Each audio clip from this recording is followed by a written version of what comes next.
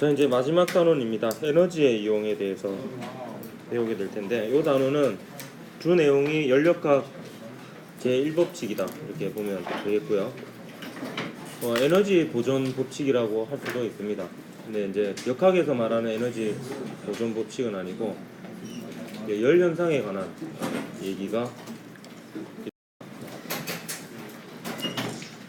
연력학 법칙과 열기관에 대해서 할 텐데, 오늘은 이제 연력학 법칙까지는 안 들어가고요.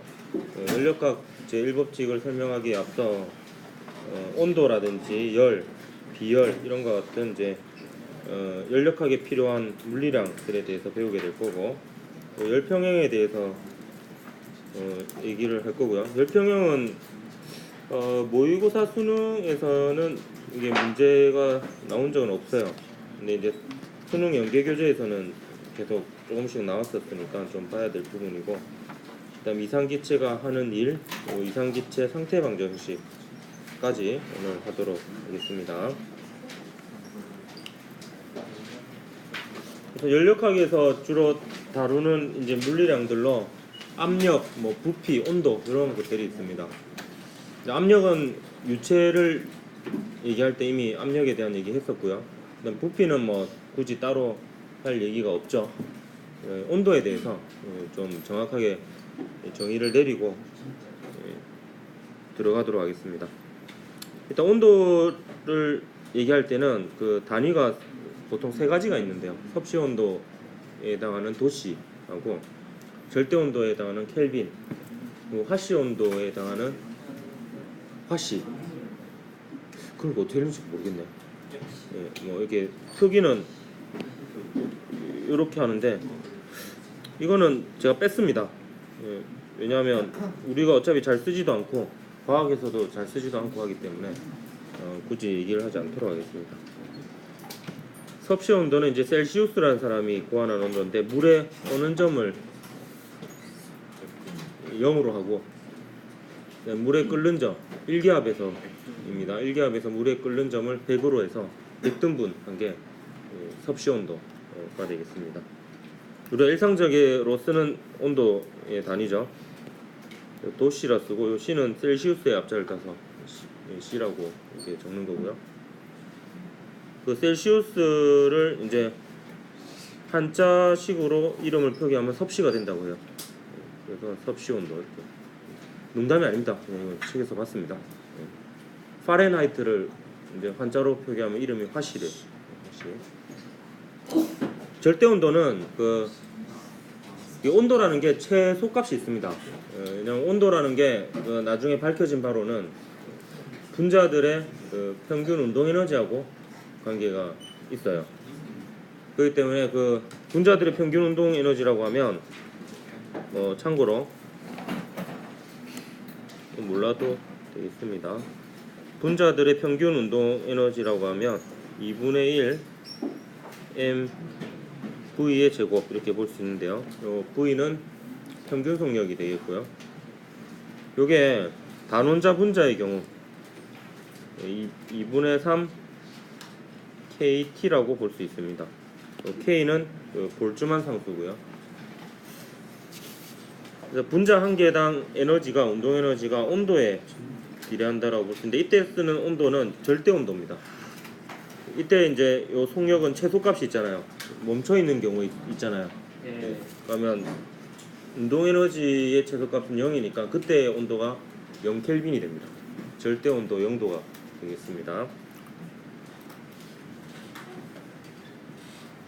그래서 이상기체라면 절대 온도 0켈빈일 때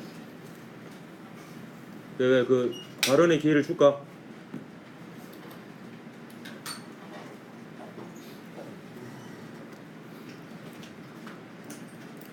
이상기체라면 절대 온도 0도일 때 전부 다 정지 상태에 있는 것으로 간주를 하면 되겠고요. 그래서 이때 필요한 절대 온도의 개념은 결국에 분자들이 모두 정지했을 때를 0으로 잡아서 눈금 간격은 섭씨 온도랑 똑같게 잡은 게 되겠습니다. 섭씨 온도를 소문자 T, 절대 온도를 대문자 T로 놓고 표기를 하면, 요거는 약속은 아닌데요. 대체로 이렇게 표현을 하는 경우가 많더라고요. 절대 온도는 보통 대문자 T로 많이 표기를 합니다. 둘 다 이제 템퍼러처의 앞자를 딴 거고요. 절대 온도는 섭씨 온도 더하기 273이다 이렇게 보면 되겠고요. 조금 더 정확하게 하면 273.15 뭐 이렇게 붙기도 합니다. 그래서 0도씨 물에 어는 점은 절대 온도로는 273켈빈이 되고요. 물에 끓는 점은 373켈빈이 되는 거고요. 그럼 절대 온도 0켈빈이라는 것은 섭씨 온도로 치면 마이너스 273도씨가 되겠습니다. 그래서 아무리 온도가 내려가도 마이너스 273도씨가 이제 최저다 이렇게 볼 수가 있습니다. 연력학에서는 주로 절대 온도를 씁니다. 그렇게 여러분이 좀 기억을 하면 되겠고요. 온도라는 게 결국에 이제 분자들의 평균 운동 에너지를 뜻한다 정도는 여러분이 좀 기억을 했으면 합니다. 온도가 높을수록 분자들이 좀 더 무작위적인 이런 진동이 빠르다. 이렇게 판단을 하면 되겠습니다. 그 다음에 이 단원에서 다루는 그 물리 영역이 열역학이에요. 열과 관련된 현상을 다루는 건데 열이 뭔지를 이제 먼저 정확한 정의를 내릴 필요가 있습니다. 일단 열은 지금 이제 밝혀진 바로는 에너지의 한 형태입니다. 에너지의 여러 가지 형태 중 하나가 이제 열이 되는 거고요. 근데 원래 열이라는 개념하고 에너지라는 개념은 별도로 정의가 내려졌고 발달되었어요. 근데 열이 에너지의 한 형태라는 것은 줄이라는 사람이 발견을 하게 됩니다.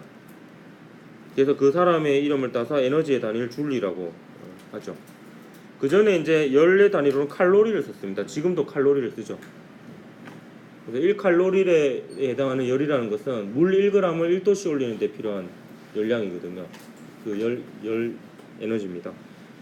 근데 1칼로리는 이제 줄로 한 사람은 4.2줄이 됩니다. 이걸 뭐 열의 일당량 뭐 이렇게 얘기하기도 하고, 예전에는 이제 계산 문제가 많이 나와서 이걸 외웠어야 되는 부분이었는데 요즘은 뭐 이걸 굳이 외울 필요는 없고요. 그래도 굳이 외우겠다면 이게 헷갈리거든요. 뭐가 1이고 뭐가 4점인지. 저는 이제 외우는 방법 알려주면 이 끝에가 이제 이거는 모양이 비슷하죠. 이거 여기는 뭔가 좀 꾸불꾸불하고 이렇게 기억을 했습니다. 예전에 제가 한번 문제 틀린 적이 있어요. 1주를 4.2칼로리로 해가지고 계산해가지고 또 하필이면 선생님도 그걸 예상하셨는지 거기에 대한 답이 있더라고요. 중학교 때 이제 계산하는 문제였는데 1칼로리를 4.2줄로 해야 되는데 1주를 4.2칼로리로 계산해가지고 그래가지고 이걸 어떻게 외울까 이렇게 혼자 고민하다가 기억을 했던 게, 선생님도 대단하시죠. 그걸 또 계산하셨을 거 아니야.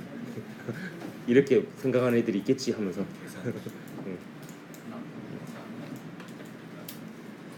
그리고 이게 용어가 막 이게 이래저래 쓰입니다. 열이라고 나올 때도 있고 열 에너지라고 용어를 쓸 때도 있고 열량이라고 쓸 때도 있는데 다 같은 말이다. 이렇게 생각을 하면 되겠습니다. 그다음 비열과 연용량에 대해서 얘기를 할 텐데요.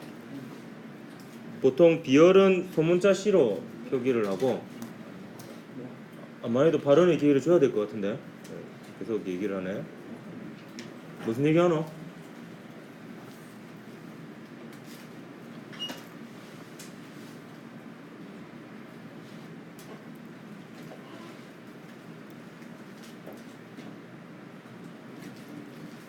자, 이 비열과 연용량은 비열은 소문자 C로, 연용량은 대문자 C로 표기를 하는데 이 둘의 관계식을 일단 먼저 얘기를 하면, 연용량은 비열에다가 그 물질의 질량을 곱한 것가 되겠습니다.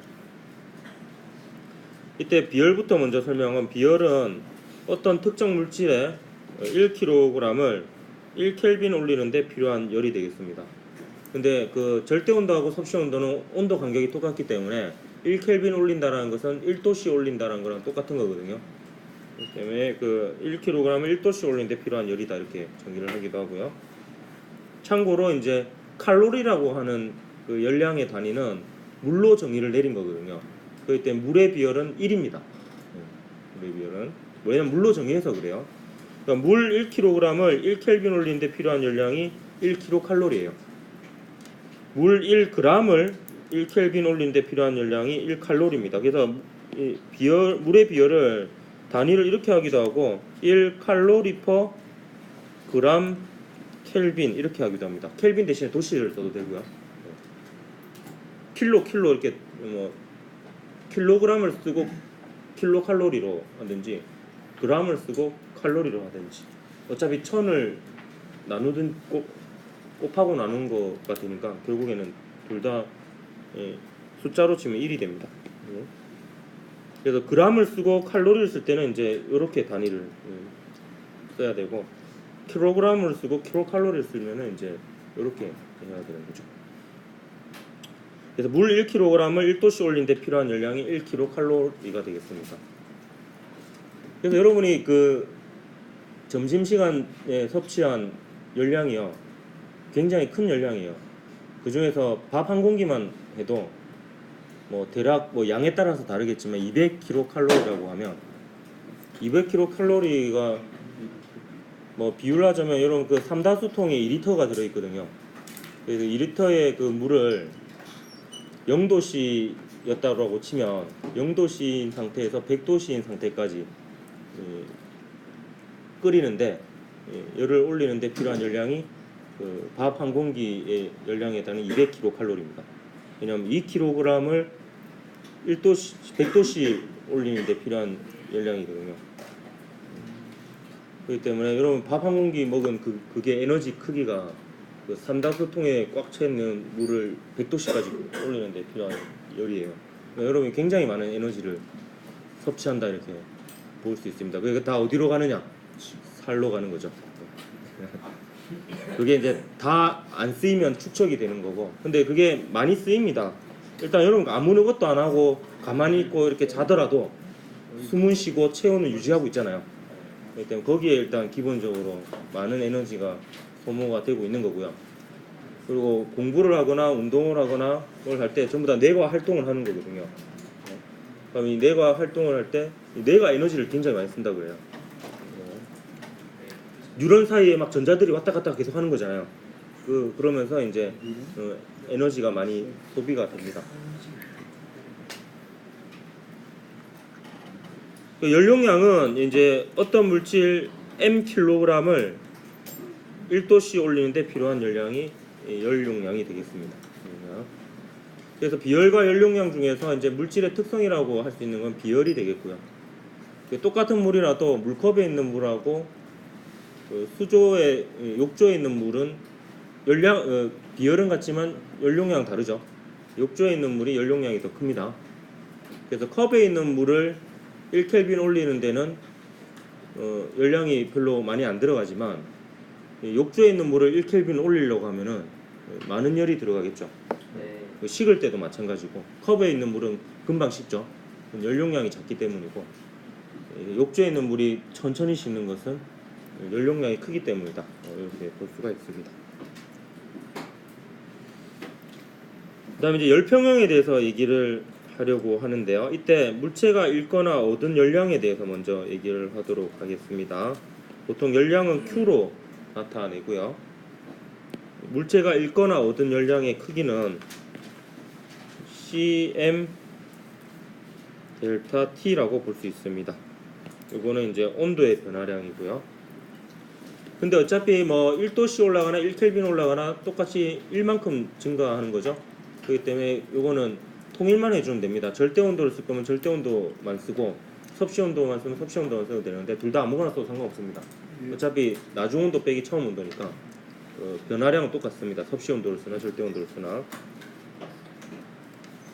이 비열이 1kg당 1도씨 올리는데 필요한 열량이니까 거기에다가 질량을 곱하면 이 질량만큼의 물질을 1도씨 올리는데 필요한 열량이 되고 거기다가 온도 변화를 곱하면은 어떤 물질 mkg을 델타 T만큼 올리는데 필요한 열량이 되는 거예요. 그래서 그냥 단위가 열량의 단위가 되는 거죠. 이때 C하고 M은 항상 양수니까 이 녀석에 의해서 부호가 결정이 되거든요. 그때 델타 T가 플러스라는 것은 온도가 올라간 거죠. 네. 나중 온도가 더 커지니까 열을 얻는 과정이 되겠습니다. 열을 얻은 게 되는 거고요. 델타 T가 마이너스라서 Q가 마이너스면 Q가 마이너스라는 건 열을 잃었다는 뜻이 되는 겁니다. 이제 나중 온도가 더 낮아지는 거니까. 여기 나중에 연력값 법칙할 때도 요 Q가 쓰입니다. 그래서 여러분이 Q의 부호에 따른 그런 의미를 알아둬야 되겠고요. 예를 하나 들어보도록 하겠습니다. 물질 A와 물질 B가 있는데요. A는 비열이 CA이고 질량이 MA이고 B는 비열이 CB고 질량이 MB이고요. 그 다음에 A하고 B가 맞닿아 있고 그 다음에 얘가 단열재로 스티로폼 같은 걸로 차단되어 있어가지고 외부와의 열 출입은 없는 상태이고요. 그 A의 처음 온도는 T1, B의 처음 온도는 T2인데 T1이 더 높습니다. 그럼 우리가 일반적으로 알고 있죠. 왜 그런지는 모르지만 열은 이동을 하게 되는데 온도가 높은 곳에서 낮은 곳으로 열이 이동을 하죠. 그래서 열이 A에서 B 쪽으로 이동을 합니다. 그러니까 A의 입장은 열을 잃게 되는 거고요. B의 입장은 열을 얻게 되는 겁니다. 그러면서 얘는 온도가 점점 내려가고 얘는 온도가 점점 올라가는 거죠. 그러면 언제까지 열이 이동하느냐? 두 녀석의 온도가 같아지면 더 이상 열의 이동이 없어집니다. 열 평형 상태가 되는 거죠. 그럼 이때 이 과정에서 A가 잃은 열량과 B가 얻은 열량은 같아야 됩니다. 왜냐하면 에너지는 보존돼야 되니까 열 에너지도 이게 닫힌 계에서는 보존이 되어야 됩니다. 그거에 대한 법칙이 열량 보존의 법칙이 되겠고요. 그래서 요 Q는 의미가 뭐냐면 A와 B 전체의 열량 변화량입니다. A와 B 전체의 열량 변화량은 합치면 0이 되는 거예요. 그래서 이거는 A의 열량 변화량과 B의 열량 변화량의 합이 0이 된다라는 뜻입니다. 그래서 식을 이렇게 써볼 수가 있겠습니다. A의 열량 변화량은 A의 비열에다가 A의 질량에다가 A의 나중 온도 빼기 A의 처음 온도 이렇게 되어 있고요. 그다음 B의 열량 변화량은 B의 비열에다가 B의 질량에다가 B의 온도 변화량 이렇게 되겠습니다.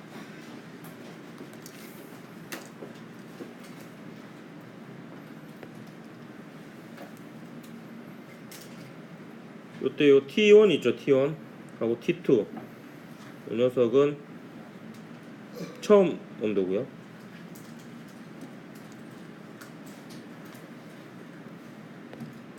그 다음 T하고 이걸로 할까? T하고 T 이건 나중 온도죠. 나중 온도는 똑같잖아요. 그래도 식을 쓸 때 항상 나중 온도 빼기 처음 온도 이렇게 쓰면 되겠습니다. 그리고 다 더한 게 0이다.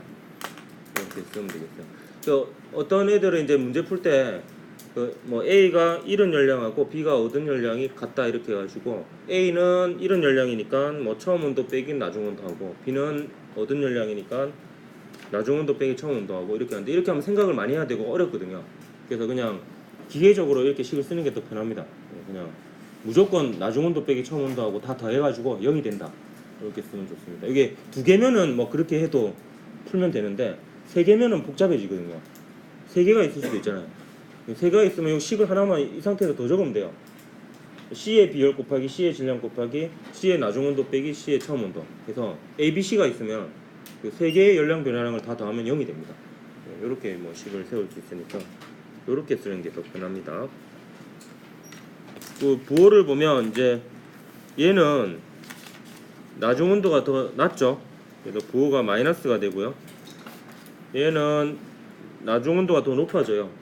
그래서 부호가 플러스가 돼요. 부호가 마이너스라는 것은 열을 잃은 거고요. 부호가 플러스라는 것은 열을 얻은 거고요. 그리고 잃은 열량하고 얻은 열량이 같으니까 전체적인 열량 변화량은 없는 겁니다. 누구는 잃고 누구는 없고 이렇게 되는 거죠. 돈이 내부에서 왔다 갔다 하는 거예요. 그래서 전체 돈은 변화가 없는 거죠.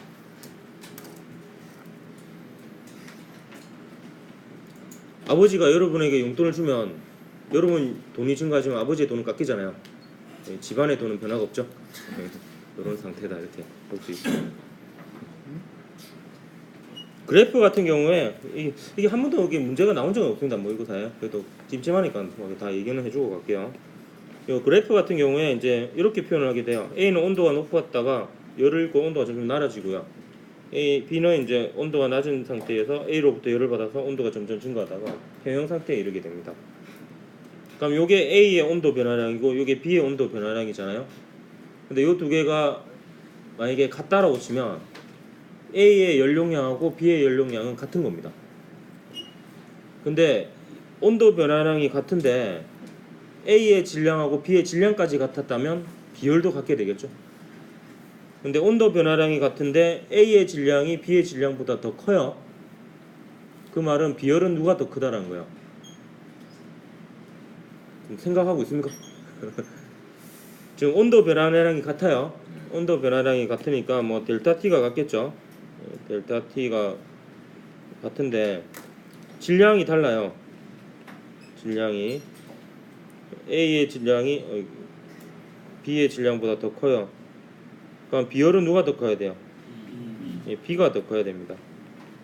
왜냐하면 요 두 개의 절대값이 같아야 되잖아요. 절대값이 같아야 되니까. 뭐 그런 식으로 뭐 이렇게 요 그래프를 이용해서 문제가 나올 수도 있겠죠. 그런데 오늘 이 정도 하고 넘어가죠. 이게 화학에서는 뭐 이게 나오는지 모르겠는데 이게 수능 특강 수능 완성에서는 그래도 문제가 나오고 있는데요. 지금 모의고사에서는 안 나오더라고요. 이제 넘어가서 이제 두 가지 개념만 더 하면 되겠습니다. 이상기체가 하는 일과 이상기체 상태 방정식. 근데 계속 이상기체하고 이상한 기체가 계속 나오죠. 이상기체는 이상적인 이상한 기체를 이상기체라 그럽니다. 이게 어떤 점이 이상하냐? 저희가 온도가 아무리 낮아져도 기체 상태로 유지한다라고 가정을 합니다. 보통은 액체가 되었다가 고체가 되잖아요. 근데 절대 온도 0켈빈이 되어도 기체 상태가 유지된다라고 보고 분자의 크기가 없다라고 가정을 하고요. 그다음에 그 분자 간의 상호작용이 또 없다라고 가정을 합니다. 서로 부딪히는 정도는 있는데 전기력이나 뭐 중력이나 이런 게 서로 작용하지 않는다. 그래서 포텐셜 에너지를 정의하지 않습니다. 이상기체는 서로 상호작용이 있어야지 포텐셜 에너지를 정의하거든요. 근데 그런 걸 이제 생각하지 않는 게 이상기체입니다. 운동 에너지만 오로지 다룹니다. 이상기체는 그래서 좀 단순하기 때문에 좀 다루기가 쉬운 점이 있지만 실제 기체랑은 좀 다른 부분이 있습니다. 근데 큰 부분은 이제 같다 이렇게 볼 수 있겠고요. 이상기체가 하는 일에 대해서 얘기를 할 텐데 이때 여러분 이제 앞으로 계속 보게 될 시스템이 이 시스템입니다. 이 실린더가 있고 피스톤이 있고요. 보통 이 피스톤은 무시무시한 피스톤이 됩니다. 질량을 무시하고 마찰도 없는 이런 피스톤이고 심지어 외부와의 그 기체 분자의 출입을 완벽하게 차단하는 아주 이상적인 피스톤이에요. 그래서 요 안에 있는 기체는요 딱 갇혀가지고 밖으로 나가는 녀석도 없고 들어오는 녀석도 없고 이런 상태고요. 얘가 어떤 요인에 의해서인지는 모르지만 이 피스톤이 오른쪽으로 움직이고 있는 상황이라고 가정을 합시다. 그럼 요 기체는요 요 실린더 내 벽과 요 좌우 벽을 수직으로 밀겠죠.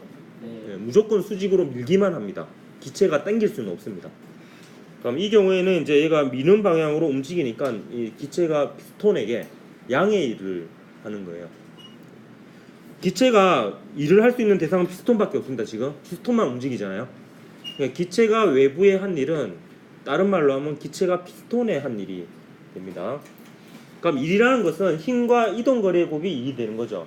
그래서 조금 단순하기 위해서 기체의 압력이 변화가 없다라고 가정을 합니다. 그러면 힘도 변화가 없겠죠. 일정하겠죠. 그럼 힘 곱하기 이동거리 델타 S가 1인데요. 여기 보면 힘 곱하기 이동거리가 1이잖아요. 힘 곱하기 변이가. 근데 이제 힘 대신에 이 유체나 기체에서는 압력을 쓰잖아요. 그래서 압력하고 면적의 곱으로 힘을 나타냅니다. 면적이 A인 거예요. 압력이 P이고요. 이 기체의 압력이. 그래서 식을 이렇게 나타낼 수 있죠.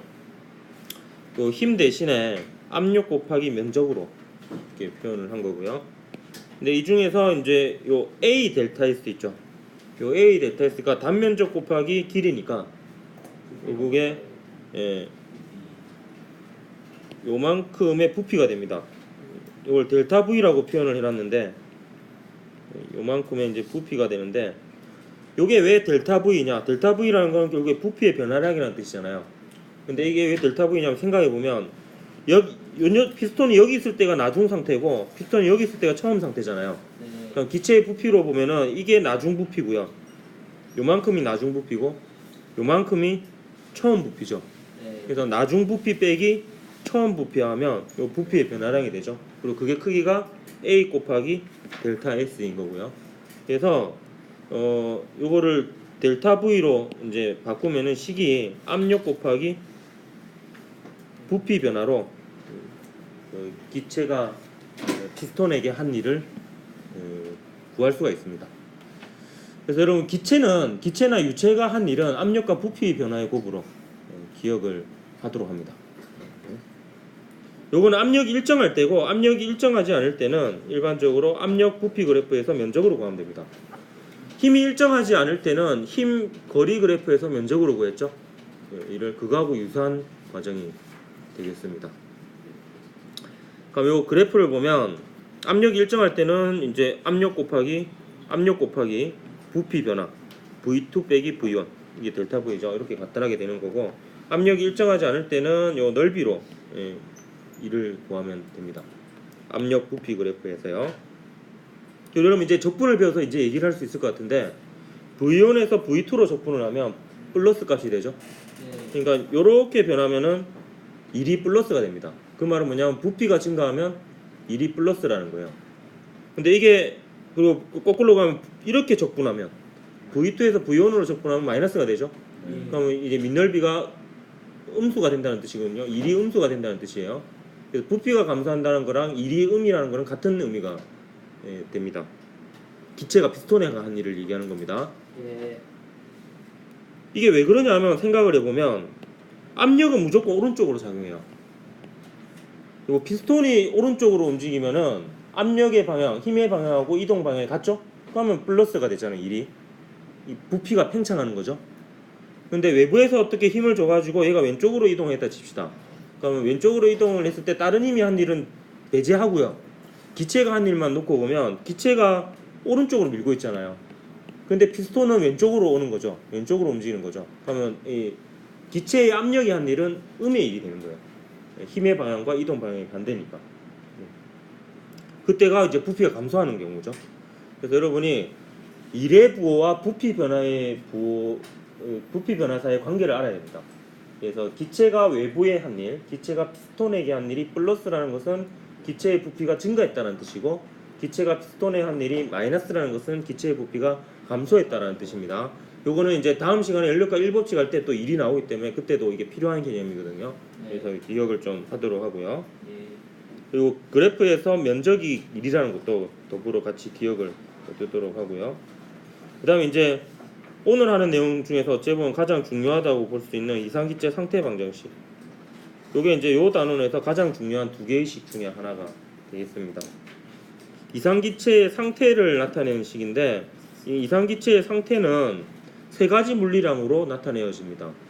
압력과 프레셔, 부피, 볼륨, 온도, 템퍼러처 요 세 개로 상태를 나타내는데, 조금 조심해야 되는 게 요 T는 절대 온도입니다. 이때는 섭씨 온도 쓰면 안 됩니다. 그리고 이 상태 방정식은 특정 순간에 대한 식이 되겠습니다. 특정 순간, 어느 순간에 그 순간에 기체의 압력과 부피와 온도 사이의 관계식이 이상기체 상태 방정식이 되겠습니다.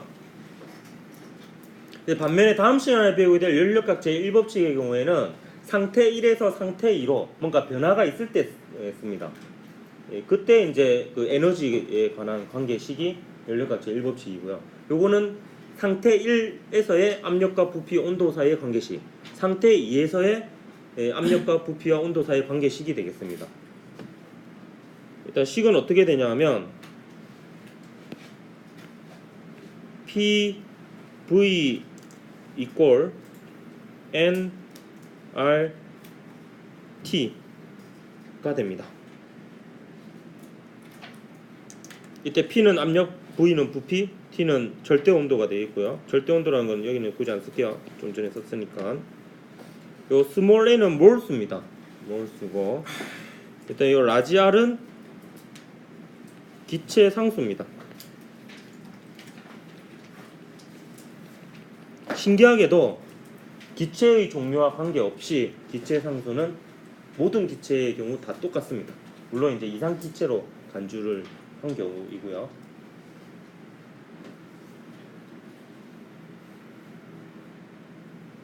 몰수의 정의는요. 몰수는 실제 분자의 개수 있죠. 실제 분자의 개수를 n이라고 하면 그것을 아보가드로 수로 나눈 값이 몰수가 되겠습니다. 아보가드로 수 배웠나? 네. 아보가드로 수가 6.02 곱하기 12 23승계입니까? 굉장히 많은 숫자죠. 그게 특정 온도, 특정 기압, 특정 부피 속에 들어있는 기체 분자의 개수죠. 네. 그게 저도 어떤 온도, 어떤 압력, 어떤 부피인지는 까먹은 것 같은데 압력은 1기압이겠지. 네. 온도는 몇 도씨였는지 모르겠어요. 20도씨인지 15도씨인지 모르겠어요. 그리고 부피는 22.4리터였나? 네. 맞아요. 이게 되는데 어쨌든 뭐 아보가드로가 정한 어떤 특정 개수입니다. 이게 1몰에 해당하는 기체 분자의 개수예요. 그럼 실제 분자 개수를 아보가드로 수로 나누면 아보가드로 수의 몇 배에 해당하느냐가 되겠죠. 아보가드로 수의 2배만큼 실제 분자 개수가 있으면 이걸 계산하면은 2가 나오겠죠. 그때 단위를 몰로 하는 겁니다. 몰은 결국에 아보가드로 수의 몇 배만큼 이제 분자의 개수가 있느냐에 해당하는 거로 그 기체 분자의 개수를 뜻하는 겁니다. 기체 분자의 개수를 뜻하는 거고. 참고로요, 요거는 여러분 이제 몰라도 되는, 물리2에서는 알아야 되는데 물리1에서는 몰라도 되는데요. 물리에서는 사실 PV equal NKT라는 식을 더 많이 써요. 그러니까 몰 대신에 실제 분자의 개수, 기체 상수 대신에 볼츠만 상수를 씁니다. 이때 볼츠만 상수는 뭐가 되냐면 결국에 요거를 여기다 집어넣으면요, 요거를 여기다 집어넣으면 요 NR이 N 곱하기 N0분의 R이 되거든요. 요게 볼츠만 상수예요. 요게. 이건 몰라도 됩니다. 지금 그냥 참고로 얘기하는 겁니다. 기체 상수를 아보가드로로 나눈 게 볼츠만 상수입니다. 그래서 어차피 근데 이 식하고 이 식이 같다라고 볼 수 있는 게 요게 기체의 양을 뜻하는 거고요. K하고 R은 둘 다 상수죠. 네. 네, 그렇게 되는 겁니다. 여기에요, 여러분이 알고 있는 그 화학 법칙 중에 많은 법칙들이 다 들어 있습니다. 일단 아보가드로의 법칙 혹시 배웠습니까? 아보가드로 법칙이 뭐였냐 하면 같은 온도, 같은 압력, 같은 부피면 기체의 종류와 관계없이 똑같은 양의 기체가 들어있다 라는 거죠. 이걸 뭐 제가 중학교 때 기억하기로는 이렇게 배웠어요. 등온, 같을 등자를 써서 등온, 등압, 등부피, 등분자수 이렇게 배웠거든요. 그게 아보가드로 법칙이죠. 왜냐하면 기체 상수는 기체의 종류와 관계없으니까. 그래서 같은 온도, 같은 압력, 같은 부피면 같은 양의 분자가 들어있다 라는 게 이상기체의 그 아보가드로 법칙이 되겠고요.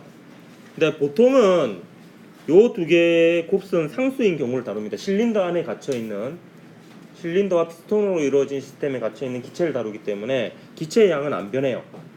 그래서 특정 양의 기체를 놓고 얘기를 할 때 온도가 일정하면 부피가 증가할수록 압력이 낮아진다 라는 게 보일의 법칙입니다. 압력과 부피의 곱이 일정하다는 게 온도가 일정할 때. 그 다음에 압력이 일정할 때 부피가 증가하면 온도가 증가하면 부피가 증가한다 라는 게 샤를의 법칙이죠. 그걸 합친 게 보일-샤를의 법칙이잖아요. 이 보일-샤를의 법칙이 T분의 PV가 일정하다는 거지. 그 일정한 값이 뭐냐면 NR입니다. NR. 몰수 곱하기 기체 상수. 근데 갇혀있는 기체면 이게 일정할 수밖에 없잖아요. 네. 그래서 갇혀있는 기체에서는 T분의 PV가 어떤 상태를든지 간에 특정 순간을 놓고 보면 T분의 PV를 계산해 보면 똑같은 값이 나온다는 거죠. 그게 이제 보일-샤를의 법칙입니다. 이 모든 걸 포함하는 게 요 식이니까 이 식이 의미하는 바가 크다라고 볼 수 있겠죠. 그래서 특정 순간의 이상기체의 압력과 부피와 온도 사이의 관계식이 PV 이퀄 nRT가 됩니다.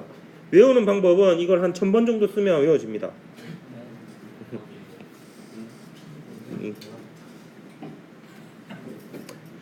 이거는 딱히 외우는 방법 없어요. 그냥 PV 이퀄 nRT, PV 이퀄 nRT 이렇게 그냥 입에 붙도록 그냥 반복을 해보는 수밖에 없고요. 제가 그 다음 시간에 할 내용과 좀 연계해서 얘기를 하면 결국에 여러분 연력학 법칙과 관련된 문제에서는 압력을 구하거나 부피를 구하거나 온도를 구하거나 혹은 압력이 증가하냐 감소하냐 부피가 증가하냐 감소하냐 온도가 증가하냐 감소하냐를 물어봅니다. 근데 이 중에서 부피가 증가하냐 감소하냐는 일로 구할 수 있는데 그건 연력학 1법칙에 들어있습니다. 그리고 온도가 증가하냐 감소하냐는 내부 에너지의 변화로 알 수 있는데 그 내부 에너지의 변화도 연력학 법칙에 들어있습니다. 근데 연력학 법칙으로 구할 수 없는 게 압력입니다. 압력. 그러니까 압력의 변화는 연력학 법칙으로만 구할 수 없고 연력학 법칙과 PV 이퀄 nRT 이상기체 상태 방정식을 같이 놓고 이제 생각을 해야지 압력이 증가하는지 감소하는지를 알 수 있습니다. 그렇기 때문에 그 연력학 제1법칙도 여러분 알아야 되고 PV 이퀄 nRT라는 식도 알아야 되고 그 PV 이퀄 nRT는 다시 한번 얘기하지만 특정 순간에 그 기체의 압력과 부피와 온도 사이의 관계식이다. 이렇게 여러분이 기억을 해두도록 하십시오. 예.